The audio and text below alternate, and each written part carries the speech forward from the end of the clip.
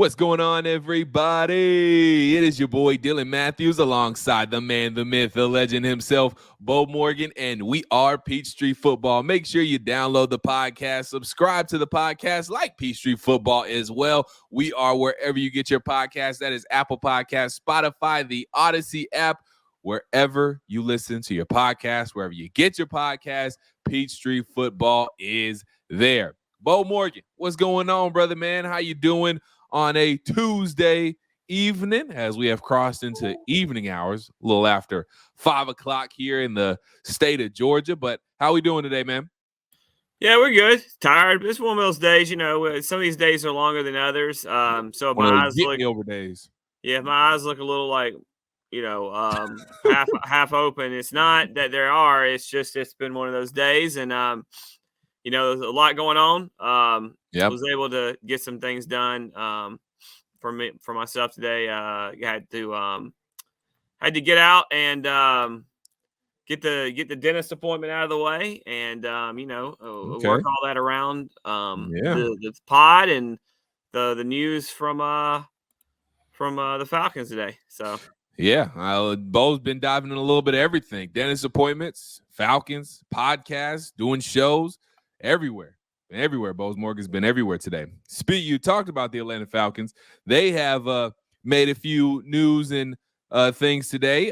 First being that they have signed yet another rookie to a rookie deal, as the Falcons have signed defensive lineman Zach Harrison to his rookie deal. Harrison's rookie contract estimated to have a total value of $5.56 million, while carrying a cap hit of $1.01 million in 2023. Those estimations are according to overthecap.com. This story from AtlantaFalcons.com from our friend Tori McElhaney. So Falcons lock up their 75th overall pick. They have now signed Bijan to their rookie deal. They have now signed Clark Phillips to his rookie deal, Matthew Bergeron, and we got Helm signed as well. So I think we are did I count all six? Because we had a 6-person draft class. Did I say 5? We got Bijan, we got Bergeron, we got Clark Phillips, we got Zach Harrison, we got Helm. So we're just missing one, it looks like, off the rookie class, Beau. So just getting more and more rookie guys signed, and Zach Harrison is the latest. Yeah, luckily due to, we talked about this last time, but just due to the way the CBA is structured with these rookie contracts, it's all just kind of easy stuff these days. I mean, it's pretty straightforward. There's only a few things they even negotiate, and some of it has to do with contract structures and that kind of stuff. So it's kind of a little bit of a foregone conclusion, which is good because teams don't have to deal with all these issues. Back in the day, it basically used to be one of these deals where it was negotiated for these first round picks, and it could cause issues, and guys could hold out. And it's just kind of changed the way that is. It's almost a foregone conclusion. It's not even a big deal anymore, and it makes life a lot easier for not only these coaches, but these GMs and these fans, because it's something they don't have to worry about anymore. No. So it's kind of good stuff. Yeah, it's no drama behind it. Like you said, it's really all just a formality when you see news like this come out, because at this point it's going to happen. Like you said, there's not really a whole lot to negotiate. So with how dramatic the offseason can be, and with how many moving parts there are during the offseason, this is kind of a good thing where, you draft a good guy, you feel good about your draft class, and they're all going to get signed pretty much drama-free. So that is good stuff there. The Falcons also made some more roster moves, though, besides signing Zach Harrison to their rookie deal, and they made a couple of signings other than Zach Harrison, and they also cut veteran offensive tackle Jermaine Ifedi as well. So they signed QB Austin on, DB Lucas Dennis, defensive lineman LaCale London, and offensive lineman Barry Wesley. And they also released, like we said, Jermaine Ifedi as well. So really the main takeaway there is they had let go of Germain Ifedi, and this was supposed to be a guy who could come in and, he was supposed to be able to kind of be that filler guy and maybe be a answer at right tackle if Caleb McGarry couldn't have been that guy. Obviously, we are happy to know that Caleb McGarry is that guy. So he's just kind of a guy that fell through the cracks, didn't really work out. I mean, it's not really a huge deal, I would say, Beau, because it's not like the Falcons spent oodles and oodles of cash on this guy, but this is a guy that came in and maybe had minor expectations, but we never really saw him at all. So Germain Ifedi has officially been released. Well, look, he was a guy that was going to come in here and air quote push Caleb McGarry for his job. And that was kind of part of the deal. They were going to he's a guy that could play all over the line. And right. And he never, I mean, he had a terrible camp at tackle and right. to start the year. And it was one of those deals where Elijah Wilkinson, you kind of thought was going to be the guy that maybe pushed at tackle and maybe that Ifedi could compete at guard. But the whole time Arthur had it planned, I guess. I mean, the way it seemed to play out where Elijah Wilkinson was going to be the guy competing for the left guard spot along with Jalen Mayfield and Justin Schaefer. But it never really panned out. Ifedi just, I mean, Dylan, I remember being like it was yesterday, being at camp, watching some of the one-on-ones and the O-line D lineman go, which honest to God, and we're going to get into this when we have Mike Johnson on my co-host on the morning shift on 92.90 Game. One of my co-hosts, I should say, along with Tiffany Blackman. And it was like, this is one I cannot wait for. I love this part of training camp. When you see the big uglies going at it, the offensive and defensive linemen doing their one-on-ones or their position drills where the lines are going against each other. And there's always, I'm looking at learning a little bit more about some of what goes behind what they're doing. But Ifedi was just bad. And I don't know if Caleb McGarry was so improved coming into camp that we were surprised that he didn't do very well as far as Ifedi, but he just was never that guy. You didn't really see him last year. You've brought in other guys. I think this kind of shows you that Matthew Bergeron is stepping into that left guard and that some of these other guys that they've signed, they're hoping is going to make it. Maybe Jalen Mayfield gets a chance to compete at that swing tackle job because he was Jalen Mayfield. But I'm saying as a guy, they've got Joshua Miles in here who came in. He's from, he's a 4-year player. They've got Ethan Greenidge, who is a guy that's a 4-year player that's going to come in here and try to play for it. So it's just kind of one of those deals. Tyler Vrabel will be back this year. So there's got other guys there. So it's just one of those deals. Ifedi didn't have a spot because Ifedi didn't do anything to earn a bring back. And you talked about they signed some guys who are going to be kind of roster camp invites with real chances at making this team. And that is something that could work. But I don't mean to be a jerk, but I mean, okay, well, that's that. That's the life of a depth offensive lineman in the NFL. There's a good chance you're going to move from place to place, and that's just part of it. So it's just a transactional move in my eyes in the offseason. I don't – and I know you're not saying it is a big deal, but no. If fans are saying, well, what does that mean? Hell, I don't think it means anything. I don't mean a whole lot. Well, you know what? Let me rephrase it a little bit. It might mean a little bit of something. It means they think they've got guys that are better that are going to compete for that job than what Ifedi would give them, or based off what he gave them last year, So that's good that you've moved on for a guy who I didn't think was very good to begin with last season for us. Now, he had years before, but I didn't think he had anything last year. So maybe look at it as a positive that you don't have to bring back a guy that, a lot of us didn't think was going to be able to contribute if he did get in and when he did get in. Yeah. So, again, the life of a journeyman offensive lineman, you might stick at a couple of spots for a couple of years, and then, it might be time to move on. And like you said, it's a good thing because the Falcons are bringing in guys that they're drafting and guys they believe in, can be the future and can be those, those staple guys at the offensive line, like a Matthew Bergeron. You signed to Caleb McGarry, you got Chris Lindstrom an extension. So hated for Jermaine Ifedi, but I'm sure he'll find a home, and we'll see what happens with his future. But speaking of Matthew Bergeron, I do want to get into Falcons rookie minicamp a little bit, just kind of go over the highlights of that. We saw Matthew Bergeron at left guard doing his thing. He was with Javon Gwynn, who was getting snaps at center. There we saw video of them via the Atlanta Falcons Twitter page, running a couple of stunts, doing a couple of drills, looking good. We saw Bijan Robinson out there doing his thing. And did you have any major takeaways from Falcons rookie minicamp? I mean, we had Josh Kendall today on the morning shift, and he said, look, it's exciting times. It's good to see those guys out there, and it's good to see them do their thing. But at the end of the day, they're taking on other rookies, taking on other tryout guys as well who might be trying out for the team. But at the end of the day, these are kind of, he called them glorified walkthroughs.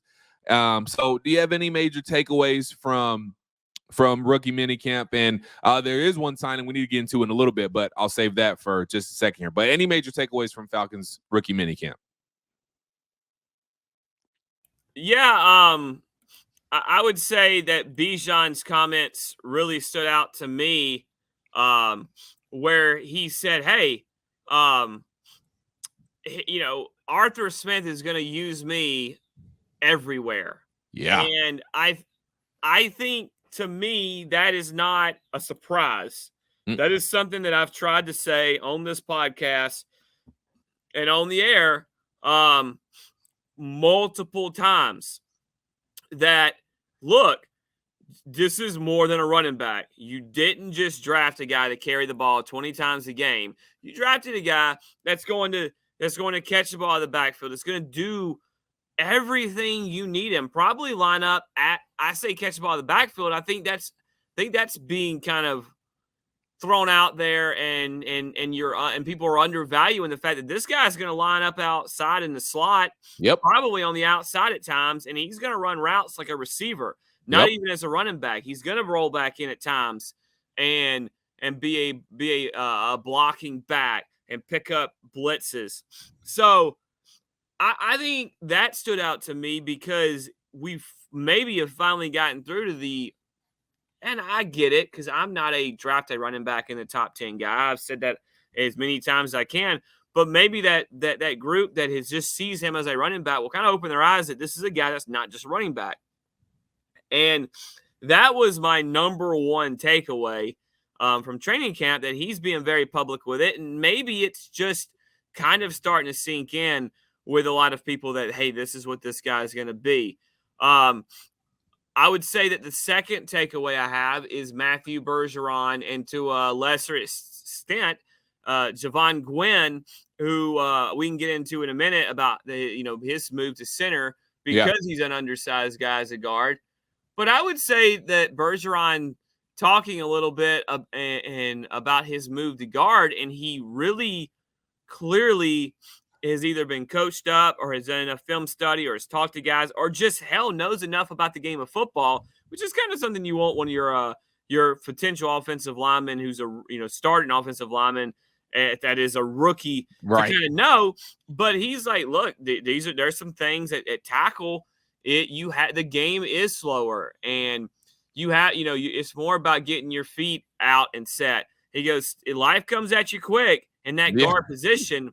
And by the way, me and Mike Johnson are talking about this, and I don't want to steal his thunder, but he seemed to think that there are some ways where the ceiling is lower inside, though, because those guys that are lining up on the outside, for the most case, are extremely athletically talented as far as the defensive ends you're going against. And I don't think that's a knock on defensive tackles. No, I just think that that is a point about, there's a lot less Aaron Donalds out there and Grady Jarrett's and whatever potentially Jalen Carter could be. Those guys with that freak potential, that just raw, pure athleticism, where they are so gifted. those guys, while everyone in the NFL is like that, the guys like the Aaron Donalds of the world are the top shelf. And so you do come across less of those guys. So just Bergeron, to me, to kind of put a bow on this, he really has an understanding, no pun intended. There's real understanding of him, of what it takes to make that adjustment, or that switch, or that move, or whatever adjective you want to use to describe what he's doing. He really has a grasp of what it's going to take. And I think that's a good thing, because I think he is a guy I think he's a very smart, motivated, and somewhat nasty. He's got the nastiness that needs to come along a lot of times with those positions. And I love that attitude. I love that mindset. I mean, that is what we've been missing, I think, at times recently, for this team. I think he could step in and be that Harvey Dahl type player, which is kind of a throwback. If you're an old school, not even an old school fan, if you're just a fan of the early Matt Ryan days and the end of the Mike Vick days, you know exactly who the hell Harvey Dahl is. Oh, yeah. How good of a player he was, and what he meant, and how he played. He was the antithesis of playing to the edge of the whistle, and he had that nastiness about him. And I'm really hoping that Matthew Bergeron can be a guy that brings that back to this team, which just desperately been missing on that interior. He's got the smarts, but he's also got the physicality and the nastiness about him that you want all your offensive linemen to have, and always being ready to get after it. So I am really, really excited to see Matthew Bergeron. I think he's going to be really good at guard. And, you know, the old adage and the old rule of thumb is tackles who move into guard usually are pretty successful. And even though you mentioned how the change kind of works, and everything starts to come at you a little bit faster, and those defensive tackles get to you a little bit faster, and it's a lot faster moving on the inside than it is the outside. You talked about all that. But like you said, seems like Matthew Bergeron has the intelligence and the physicality and the mindset to handle all of it. So really excited to see Matthew Bergeron. And also just kind of looking forward ahead a little bit, I'm really excited about this offensive line, because it feels like with Matthew Bergeron, I have a real feeling that he's going to be successful left guard. And we've been trying to lock up that left guard spot for a couple of years now. So to finally get some, and we're going to have pretty good continuity this year, but moving forward past this year, it seems like we can maybe finally get that continuity across the offensive line, not just for a year, but maybe for, years to come, and have that maybe offensive line of the future that we've been looking for with Bergeron, with Lindstrom, with McGarry, hopefully with Dahlman at center, and Jake Mathews. We'll see how much longer he can be a left tackle, but it seems like he's got at least a few more years left in him. So at least for the short-term future, maybe at least 3 years, if we're included Jake in this conversation, that we can have that offensive line where we know the guys are going to be on the offensive line, and they can really start to build some chemistry and become a real cohesive unit altogether. So I think that's what I'm really most excited for, not having that question mark anymore that it seems like we have kind of had at left guard for the past couple of years. So that's really what excites me about the offensive line. But I do want to transition over to another note that came out of Falcons rookie minicamp as we wrap up that conversation, and that's Slade Bolden. Slade Bolden was not a rookie, but he was trying out for the Falcons. Obviously, a former Alabama player as well. I believe he got drafted by the Baltimore Ravens, if I'm not mistaken. So he spent some. He was out there at Falcons rookie minicamp trying out, and he actually got signed by the Atlanta Falcons. And I mean, Beau, do you see a thing where, do you think he's just going to end up being maybe a training camp body, or does he you think have a good chance at making some noise here and making a roster spot and maybe making an impact on this Falcons roster? Well, when we did talk to Josh Kendall, who covers the Falcons as a beat writer, he seemed to think that they needed a little more from that, and that he was a guy that could come in here and prove himself. I think I think Bolden was a good player, not a great player at Alabama. I thought he had some drops at times that he shouldn't have at Alabama. Maybe I'm wrong on that. But I think if he can come in here and run good routes, run sharp, crisp routes, be sure-handed, and then look, let's go through the receiver, because you got Drake London, you got Mac Hollins, and you got Scotty Miller, and after that, if you I don't know how you want to count. How you want to count our guy Kyle Pitts, but he's not a receiver. You're not going to line up at receiver. He's still a tight end. Yeah, got Kadero Hodge as well. Well, you got Frank Darby, and you got Penny Hart, who you signed, and Jared Bernhardt, who made the team last year, and so there's some other guys that we've obviously mentioned. Drake. You got some guys, but there's an opportunity, and there's also an opportunity for, if Slade Bolden really wants to make this roster, he's going to go out there and find a way to contribute on special teams as well. That's a good point. You have to do that. I don't think Frank Darby is guaranteed a job on this team. I don't think, I know that Keelan Harris isn't. I don't think Penny Hart is, although I think Penny Hart has a good shot. Xavier Malone and Justin Marshall. I mean, those guys aren't guaranteed spots. So he's got an opportunity, but he's going to have to go earn it. He's going to have to be sure-handed, run crisp routes, contribute on special teams. He has to have a good camp, and that's what it's about. That's what training camp's about, is these battles with these fourth and fifth receivers and a chance to really make their name. So he's got a chance. But he's got to. I'm not going to say, this guy's going to contribute right now. He's going to have to go prove it during training camp, and it's going to start in the off with the OTAs and the mini camp that you'll have in the middle of June, and then he'll have another shot to prove it at training camp. All those things go into with preseason games to what his actual chances are of being on this roster come September. We shall see what our guy Slade Bolden can do on this roster. See if he can make some noise and add to this Falcons wide receiver group, talented group already. And if he can come in and make some noise, that'll say a lot about where he's at right now. But do want to get into this final topic here on this edition of Peachtree Football.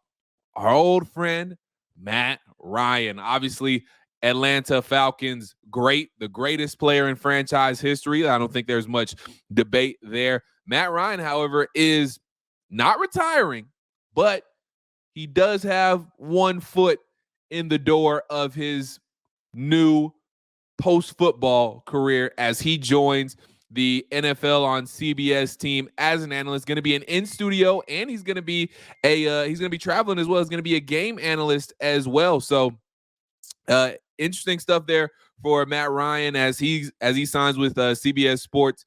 And look, we saw him last year a little bit during the playoffs. I think he's going to be really good. He was good last year, and I mean, I really can't wait to see how Matt Ryan looks during this time, because Matt Ryan, obviously a very smart, cerebral football player. He knows a lot about the game. Obviously, has been in the game for a long time. So I'm interested to see his analysis. I'm interested to see maybe a little bit different side of Matt. Let him kind of express his personality a little bit more, a side that, you got to see a little bit as an executive producer at Atlanta Falcons Radio Network, but not a lot of people got to see maybe, a little bit more of the fun side of Matt Ryan, a little bit more of his personality. So going to be fun to see Matt Ryan doing something new and being in behind the studio and on the desk and having the headset on here and there.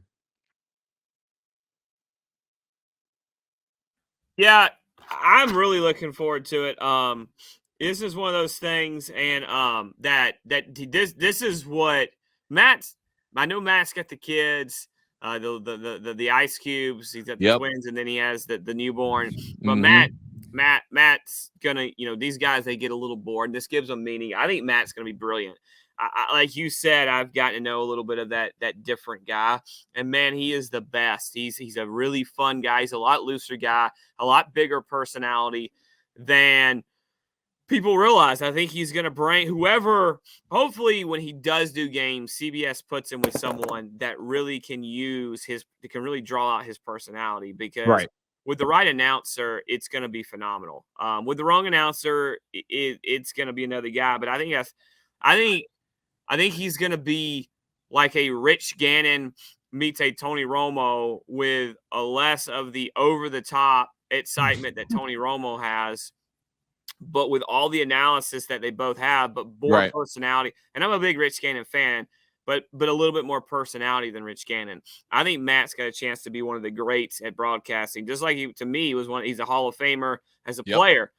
So I'm really excited. I think it's fair to say, and I think you might have mentioned this, but look, he was never going to retire this year. For multiple reasons. I think first and foremost, he's not going to leave $18 million on the table, because if he goes into retirement, that there's some kind of clause in there. I think the other thing would be, it'd be crazy to close the door on maybe an opportunity for one of these teams that has weapons and has an offensive line that can kind of keep him upright and kind of give him enough time to get out of the pocket and move and do the things he needs to. And I think those teams lie in Miami could be a thing, because if Tom Brady is retired, Mike McDaniels is a guy that he had here in Atlanta with him. He was a game analyst. He knows what Matt needs. He knows how to game plan for Matt. He runs the exact same system that Kyle Shanahan has. I mean, that's a place to look at in case Tua pops up with the injury bug. I think you look in San Francisco. That's a place you could look. Kyle Shanahan is obvious. A lot of weapons. They have a great defense. Matt can get the ball out quickly there, and then they can protect him a little bit. And that quarterback position has been injury plagued. Yep. I think you even go to Green Bay. They're replacing Aaron Rodgers. There's less weapons there, but they can protect him a little bit. I think you can see Matt go and be a guy that maybe could play there late in the season if Jordan Love isn't the guy, and that defense gave them enough, and they could go, and maybe Jordan Love gets hurt. Maybe, I don't know. There's all kinds of scenarios that could play out. Never know what could happen.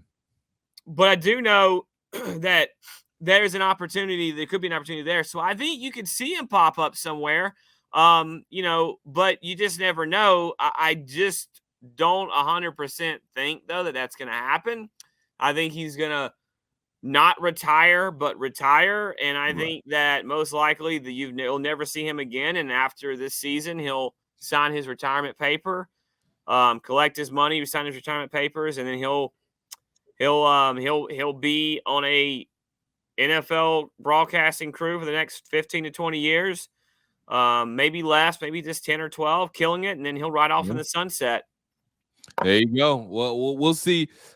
Part of me feels like, because obviously Matt Ryan's a competitor, but he also, like I said, is a smart guy. He maybe knows the writing might be on the wall a little bit, but I do think, like you said, if the opportunity comes, then he might be, he might go out there and try and do his thing, especially with, the way the season ended with Indianapolis. Obviously, it's not the way you want to have a season go. So, you maybe think that that competitive fire to maybe go out on a little better note is still there. But obviously, the situation, like you said, is going to have to be right. Miami makes sense. All the teams that you named make sense. Green Bay, San Fran, those make sense. But again, if that doesn't happen, Matt Ryan's going to be totally fine collecting his $18 million. Then once he secures that bag, Beau, he's going to be all right, just fine, doing games for CBS, and he's going to do a great job behind the desk with the headset on in the booth, maybe at times as well. So I'm excited to see what Matt Ryan does with CBS. And hey, maybe, you never know. Maybe we'll see a number 2 out there slinging it one more time if everything goes his way. But that is going to do it for us, Beau Morgan. This has been another great edition of Peachtree Football as we continue to take you out through the off season. We'll be back with you next week to talk some more Falcons and some more developments as we continue through the off season. But make sure you download the podcast, subscribe to Peachtree Football, like the podcast as well. Tell everybody you know about Peachtree Football. We are wherever you get your podcast. That is Apple Podcasts. That is Spotify. That is the Audacy app. Wherever you get your podcast, Peachtree Football is there. For Beau Morgan, I am Dylan Mathews, and until we talk to you guys next time, peace.